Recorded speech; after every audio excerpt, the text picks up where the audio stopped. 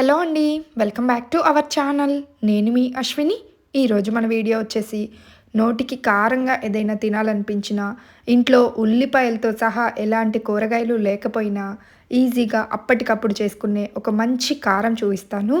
కోడిగుడ్డు ఆవకాయ కారం చాలా అంటే చాలా బాగుంటుంది. ఒక్కసారి చేసి పెట్టండి. కలుపుతుంటేనే నోట్లో నీళ్లు ఊరిపోతాయి. అంత రుచిగా ఉంటుంది. తప్పకుండా ట్రై చేయండి. ముందుగా అయితే ఈ కోడిగుడ్డు ఆవకాయ కారానికి ఒక 4 కోడిగుడ్లు ఇంకా ఆవకాయ తీసుకోవాలి. 4 నుండి మీ ఇష్టం అనమాట. మీరు ఎక్కువ కావాలి అనుకుంటే కారం కొంచెం ఎక్కువ క్వాంటిటీ తీసుకోండి కోడిగుడ్లు. ఇంకా ఆవకాయ మాత్రం ఒక 5, 6 ముక్కల ఆవకాయ తీసుకుంటే సరిపోతుంది. ఇక ఇప్పుడు స్టవ్ ఆన్ చేసి కడాయి పెట్టుకొని అందులో ఒక 2 స్పూన్లు ఆయిల్ వేసుకొని ఆయిల్ కాస్త వేడైన తర్వాత ముందుగా తీసుకున్న కోడిగుడ్లను బ్రేక్ చేసుకొని ఇందులో వేసుకోవాలి. ఇలా ఆయిల్లో కోడిగుడ్లు వేసుకొని వీటిని కాస్త డ్రైగా ఫ్రై చేసుకోవాలి.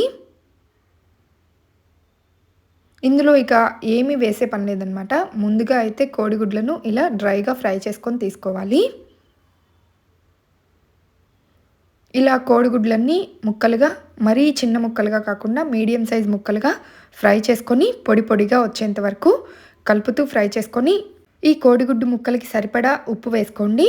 ఆల్రెడీ ఆవకాయలో ఉప్పు కారం అన్నీ ఉంటాయి కాబట్టి ఉప్పు ఎక్కువ మాత్రం వేయకండి. జస్ట్ కోడిగుడ్డు ముక్కలు మరీ చప్పగా అనిపించకుండా ఉండాలంటే ఒక చిటికెడు 2 చిటికెళ్ళు దాకా ఉప్పు వేసుకుంటే సరిపోతుంది. ఇలా వేసుకొని ఈ కోడిగుడ్డు ముక్కలన్నింటినీ ఫ్రై చేసుకొని పక్కన పెట్టుకోవాలి.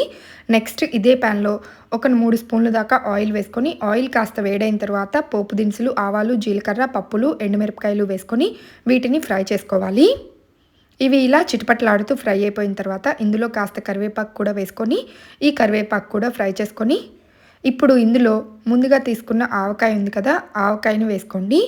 మీరు తీసుకున్న ఎగ్స్ క్వాంటిటీని బట్టి ఆవకాయ వేసుకోండి. నేనైతే ఒక 5, 6 ముక్కల ఆవకాయ ఇంకా కాస్త గుజ్జు వేసుకొని ఇలా పోపులో కలుపుతున్నాను. తర్వాత ఇందులో ముందుగా ఫ్రై చేసుకొని పక్కన పెట్టుకున్న కోడిగుడ్డు ముక్కలు ఉన్నాయి కదా, ఆ ముక్కలన్నింటినీ వేసుకొని ఆవకాయలో ఈ కోడిగుడ్డు ముక్కలన్నీ బాగా కలిసేంత వరకు కలుపుకోవాలి. ఇలా పోపులో ఆవకాయ, ఎగ్ ముక్కలు వేసుకొని ఇవన్నీ బాగా కలిసేంత వరకు కలుపుతూ ఒక 2 నిమిషాల పాటు స్టవ్ని మీడియం ఫ్లేమ్లో పెట్టుకొని ఫ్రై చేసుకోవాలి. ఆవకాయ మాత్రం మీరు తినే కారానికి సరిపడా వేసుకోండి. కొంతమంది ఎక్కువ కారంగా తింటారు, కొంతమంది మైల్డ్గా తింటారు. అలాంటి వాళ్ళు ఆవకాయని చూసుకొని వేసుకోండి. ఇలా ఒక 2 నిమిషాలు స్టవ్ని మీడియం ఫ్లేమ్లో పెట్టుకొని ఫ్రై చేసుకున్న తర్వాత ఇలా ఉంటుంది ఫైనల్గా. ఇక మనకి కోడిగుడ్డు ఆవకాయ కారం రెడీ అయిపోయింది. చాలా అంటే చాలా బాగుంటుంది. ఇప్పుడు స్టవ్ ఆఫ్ చేసి మీకు ఇష్టమైతే కాస్త కొత్తిమీర వేసుకోండి, లేదా ఇలానే సర్వ్ చేసుకున్నా సరే అద్భుతంగా ఉంటుంది.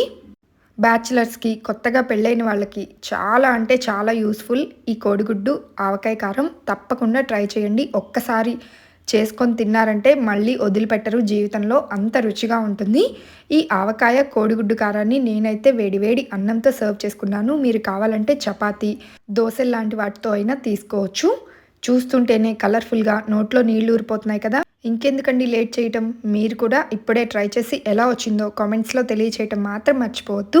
ఈ కోడిగుడ్డు ఆవకాయ కారం మీకు నచ్చితే లైక్ చేసి షేర్ చేయండి. ఇలాంటి మరెన్నో రెసిపీస్ కోసం వెంటనే నా ఛానల్ని సబ్స్క్రైబ్ చేసుకొని పక్కనే ఉన్న బెల్ బటన్ని క్లిక్ చేయండి. Thank you for watching.